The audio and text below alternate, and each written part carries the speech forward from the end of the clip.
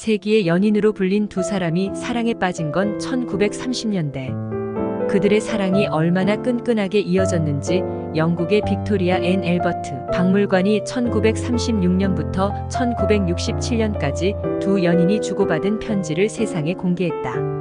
공개된 편지에는 올리비에가 비비안이 새로운 삶을 이어가길 바라며 절연의 경고 편지도 있었고, 비비안 리가 죽기 5주 전 올리비에가 사랑을 담아서 보낸 마지막 편지도 있었다. 이들의 사랑은 1963년 엘리자베스 테일러와 리처드 버튼이 주연한 영화 예기치 못한 일의 모티브가 되어 미국에서 엄청난 성공을 거두기도 했다. 그만큼 그들의 사랑은 강렬했고 한편의 영화였다. 비비안 리는 1913년 영국의 식민지였던 인도 벵골 다즐링에서 부잣집 외동딸로 태어났다. 어릴 때부터 배우를 꿈꾸던 비비안 리는 연극을 즐겨보던 아버지의 적극적인 지지하에 런던 왕립 연극학교에서 연기를 배운다. 그러나 얼마 안 있어 학교도 그만두고 13살 연상의 변호사와 사랑에 빠져 19세 어린 나이로 결혼을 하고 다음 해 딸 수잔을 낳는다. 무대와 달리 단조로운 일상이 지겨워진 비비안은 곧바로 아이를 유모에게 맡기고 본격적인 배우 활동을 시작한다. 남편은 배우라는 직업 자체를 탐탁지 않게 생각했지만 비비안 리가 활동하지 못하게 방해하진 않았다. 비비안 리는 1935년 친구들의 제안으로 영화에 단역으로 출연하게 되고 곧 자신의 에이전트를 만나게 된다. 같은 해 첫 데뷔 무대인 정절의 가면극에서 프랑스 사창가 여성이 순진한 처녀로 위장한 채 한 남성을 파멸로 이끄는 역을 훌륭히 소화해 평론가들로부터 엄청난 찬사를 받는다. 6살 연상의 로렌스 올리비에도 이 훌륭한 데뷔 무대를 본 사람 중 하나였다. 셰익스피어 작품 중 로렌스 올리비에가 거치지 않은 작품이 없을 정도로 대가였던 그는 그 공로로 연예계 종사 인물로는 최초로 기사자귀를 받는다. 또한 외국인 배우 최초로 아카데미 나무주연상을 받은 첫 배우이기도 했다. 당시 최고의 연극 배우였던 로렌스 올리비에를 비비안 리는 광적으로 추종했다. 각자 가정이 있었지만 운명적인 사랑이라고 생각한 비비안은 의도적으로 올리비에게 접근했고, 처음부터 호감을 느꼈던 올리비에도 비비안의 매력에 점차 빠져든다. 그 후 같은 영화에 출연한 이들은 불같은 사랑에 빠져 불륜을 저지른다. 둘은 저마다 상대를 설득했지만 배우자들이 이혼을 용납하지 않자 동거를 시작한다. 2년 후 올리비에가 영화 폭풍의 언덕을 촬영하기 위해 할리우드로 건너가자 그녀는 남편과 딸을 버리고 로렌스 올리비에를 따라간다. 그곳에서 그녀는 인생 역전의 기회를 맞이한다. 1938년 영화 바람과 함께 사라지다의 스칼렛 오하라 역에 합격한 것이다. 그의 나이 25세 때이다. 무명의 영국 배우가 전형적인 미국의 남부 출신 미녀를 연기한다며 입방아에 올랐지만 보란듯이 아카데미 여우주연상을 받는다. 이제 비비안은 올리비에를 능가하는 국제적인 스타로 각광받게 된 것이다. 이 무렵 두 사람 사이의 사랑이 일과성으로 끝날 가망이 없다는 사실을 깨달은 배우자들은 이혼을 받아들인다.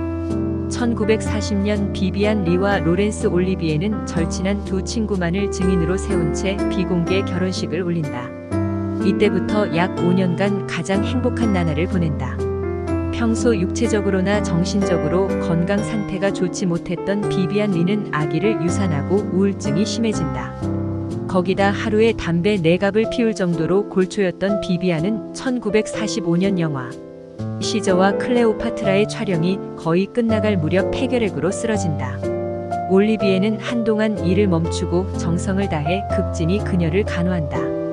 병이 회복되자 비비안은 의사의 만류에도 영화 안나 카레니나에 출연했고, 말론 브란도와 함께 출연한 욕망이라는 이름의 전차에서 정신분열증에 걸리는 여주인공 역을 맡아 재기에도 성공하며 두 번째 아카데미 여우주연상을 수상한다. 하지만 공교롭게도 이 무렵 그 영화 속 주인공처럼 실제의 그녀도 정신적으로 점점 더 피폐해져 갔다. 흔히 조울증이라고 불리는 양극성 장애를 앓고 있었던 비비안은 한 번 발작을 시작하면 심한 욕설을 내지르고 물건을 던지는 등 올리비에가 홀로 감당하기 버거웠다. 당시에는 이 같은 병명도 존재하지 않았던 시대였기에 치료도 이루어지지 않았다. 점차 지쳐가고 있었던 올리비에는 비비안이 호주 출신 배우 피터 후부터 핀치와 바람을 피웠다는 사실을 알게 돼 큰 충격을 받는다. 자신의 결혼 생활이 의미 없음을 깨달은 올리비에는 리처드 3세 촬영 당시 상대 배우였던 클레어 블룸과 바람을 피우며 1958년 비비안과 별거에 들어간다. 비비안은 자살 협박까지 하며 매달렸지만 올리비에가 22세나 아래인 26세의 조안 플로라이트와 동거 생활을 하자 비비안은 견디다 못해 이혼을 승낙한다. 1961년 올리비에는 조안과 세 번째 결혼식을 성대하게 올린다. 비비안도 4살 연하의 신출내기 배우 존 메리베일과 잠깐 동안의 로맨스를 즐기며 동거를 시작한다.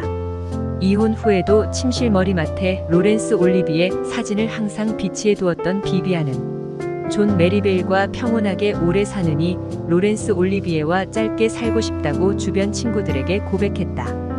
뜨겁게 사랑했던 로렌스 올리비에와 헤어진 뒤 비비안의 병세는 날로 악화됐고 1967년 폐결핵 합병증으로 54세의 생을 마감한다. 당시 전립선암 치료를 받기 위해 병원에 입원했던 올리비에는 사망 소식을 듣자마자 병실을 박차고 나와 그의 시신 앞에서 절규했다고 한다. 그에게 진정한 사랑은 오직 비비안 리뿐이었던 것이다. 로렌스 올리비에는 비비안 리가 죽은 후에도 22년을 더 살았다.